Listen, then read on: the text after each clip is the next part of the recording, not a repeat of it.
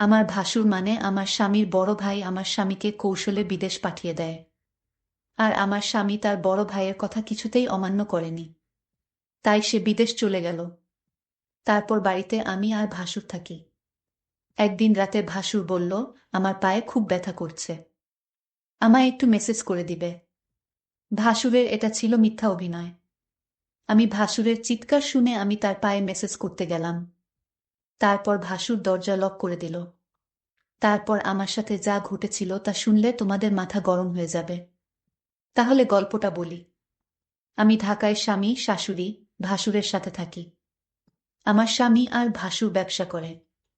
শাশুড়ি প্রায় অস্ট্রেলিয়ায় থাকতে যান ওনার বড় মেয়ের কাছে। এখন মূল সমস্যাটা বলি। আমার স্বামী আমাকে নিজে পছন্দ করে বিয়ে করতে চেয়েছিল, কিন্তু আমাদের পরিবারের সাথে তাদের আর্থিক অবস্থা মেলে না।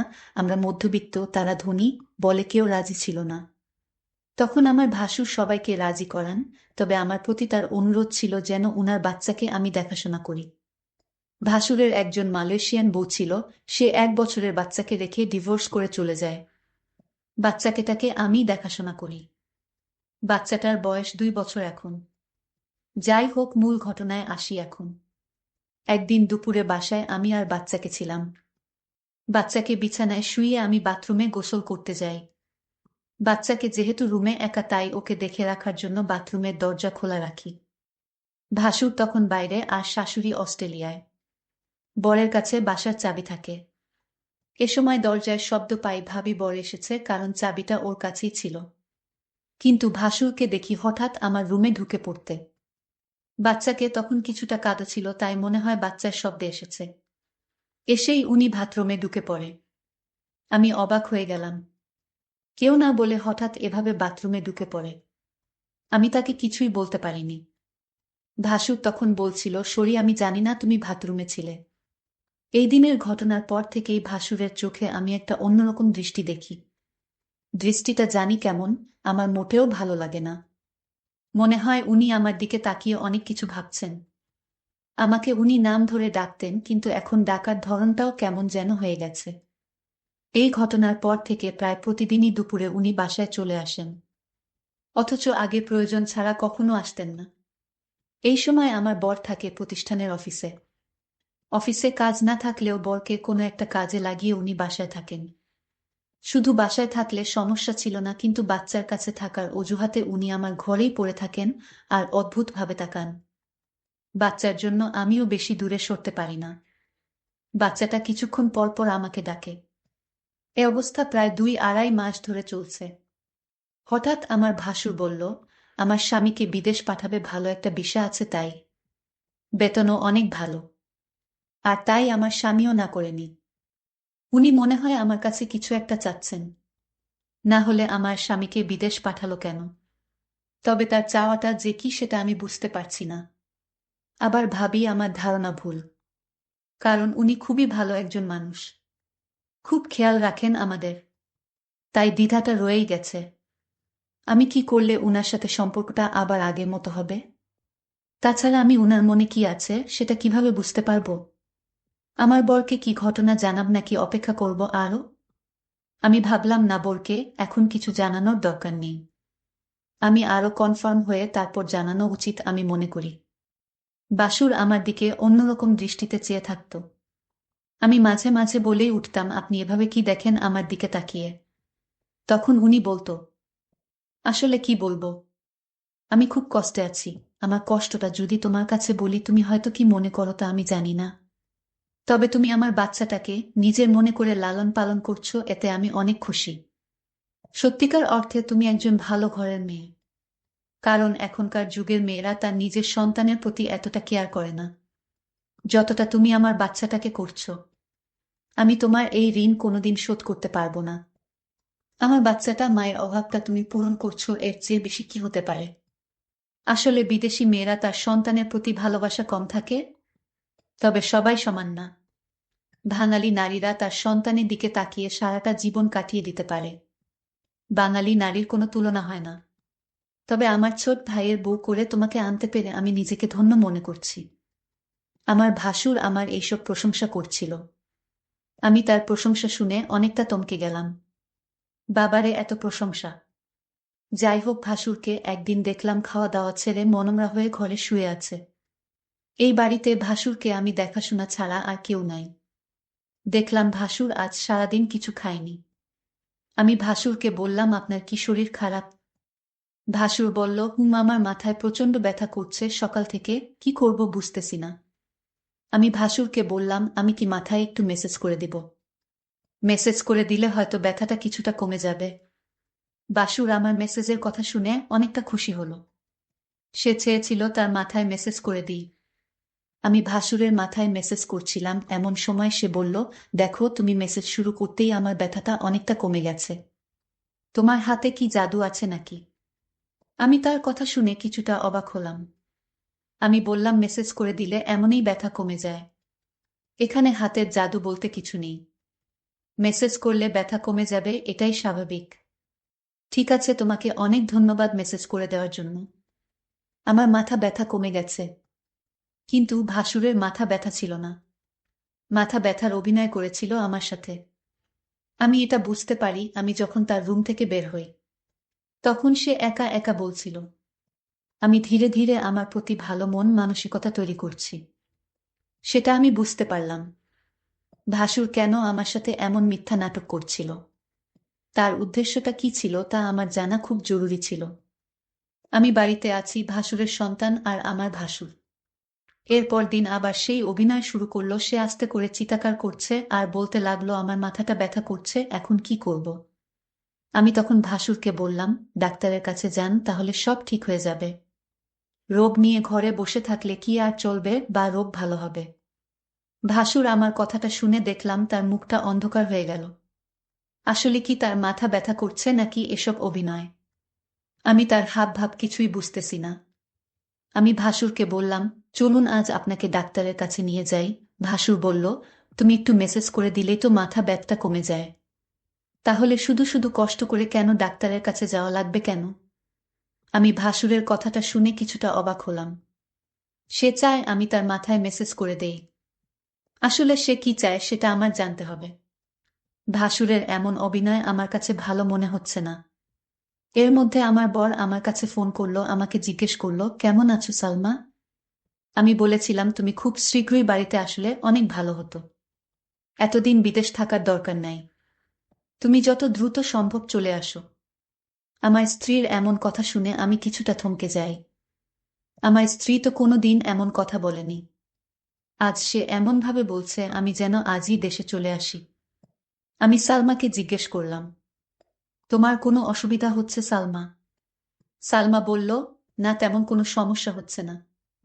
বড় ভাইজান তোমার খোঁজ খবর রাখে তো? আমি বললাম, ভালোই খোঁজ খবর রাখে। ঠিক আছে, এখন রাখি, পরে কথা হবে। ভাসুর আড়ালে থেকে আমার সমস্ত কথাগুলো শুনছিল। কথা শেষ হতেই ভাসুর চলে গেল তার রুমে। রাত হলো, ভাসুর আমায় ডাকছে, বলছে, সালমা, আজ আমার পায়ে অনেক ব্যথা করছে, বুঝলাম না আমার কি হয়েছে। দিন দিন রোগ বেড়ে চলেছে। তুমি কিছু মনে না করলে আমার পায়ে একটু মেসেজ করে দাও। সে ব্যথায় চিৎকার করছে আর বলছে আমার পায়ে অনেক ব্যথা করছে। আমি ভাসুরের চিৎকার শুনে তার পায়ে মেসেজ করতে শুরু করলাম। ভাসুর তখন ঘুমিয়ে পড়ল। ভাসুর ঘুমিয়ে রইল আর আমি তার পায়ে মালিশ করে দিচ্ছিলাম।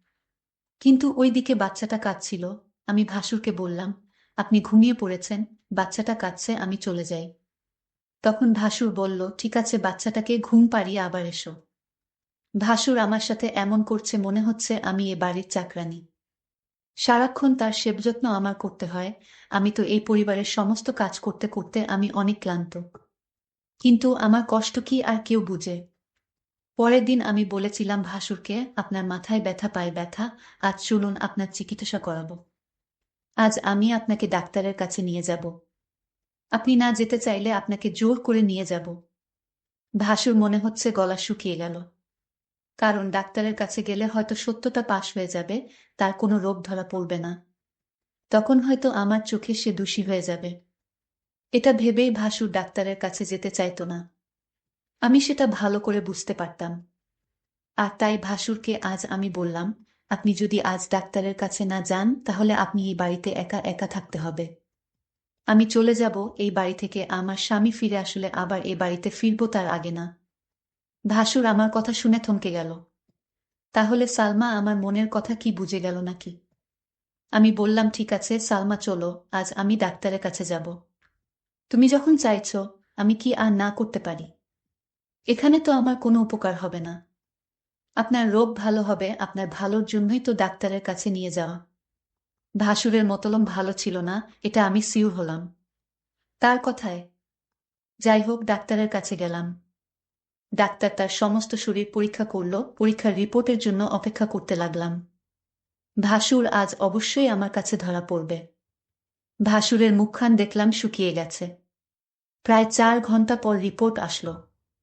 ডাক্তার রিপোর্ট দেখে বলল, আপনার কোনো সমস্যা নাই, আপনি তো ভালো আছেন। আপনার সমস্ত রিপোর্ট ভালো।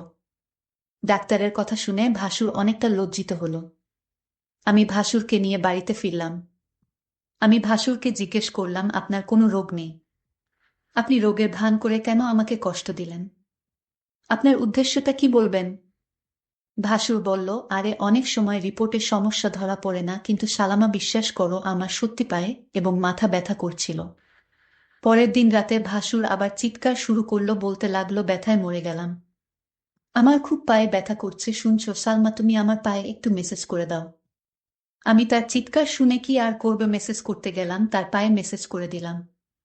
ভাসুর তখন ঘুমের ভান করে শুয়েছিল। সালমা তার পায়ে মেসেজ করে দিচ্ছিল। ভাসুর বলল, ঠিক আছে, আমার ব্যথা একদম নিরাময় হয়ে গেছে, এখন তুমি যাও, ঘরে গিয়ে ঘুমিয়ে পড়ো।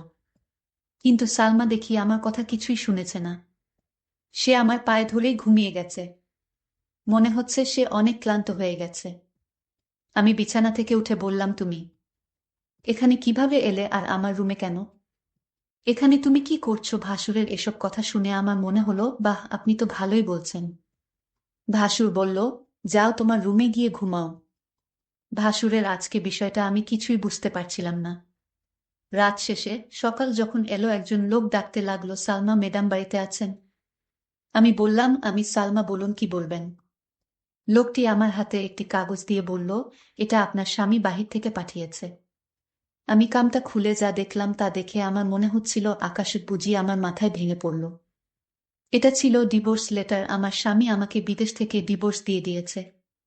আমার তো কোনো অপরাধ ছিল না, তাহলে কেন সে আমাকে ডিভোর্স দিল? আমি তো কিছুই বুঝতেছি না। আমি অনেকটা ভেঙে পড়তে লাগলাম, আমার মাথায় কোনো কাজ করছিল না।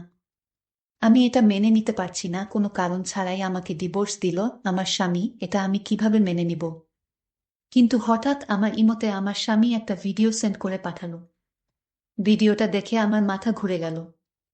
ভিডিওটা তো আমি যখন ভাসুরের পায়ে ব্যথা ছিল তখন মেসেজ করছিলাম, সেই ভিডিও। আমি ভিডিওটা দেখে চমকে গেলাম। আমি ভাসুরের উপকার করলাম, আর ভাসুর কিনা আমার স্বামীকে ভুল ধারণা দিল। কেন সে এটা করল? আমি ভাসুরের রুমে গিয়ে ভাসুরকে বললাম, আপনি কি মানুষ না অন্য কিছু? আপনি কিসের জন্য আমার সংসারটা ভেঙে দিলেন একটা মিথ্যা নাটক করে? আমার মন তো সহজ সরল ছিল। আমি কিছুটা বুঝতে পারছিলাম, কিন্তু আমি তা আপনাকে বলিনি, কারণ আমি আপনাকে সম্মান করি তাই। আর আপনি সম্মানের এই প্রতিদান দিলেন। ভাসুর তখন দরজা লক করে দিল। আমি বললাম, দরজা লক করলেন কেন? সে বলল, একটু পরে সবই বুঝতে পারবে।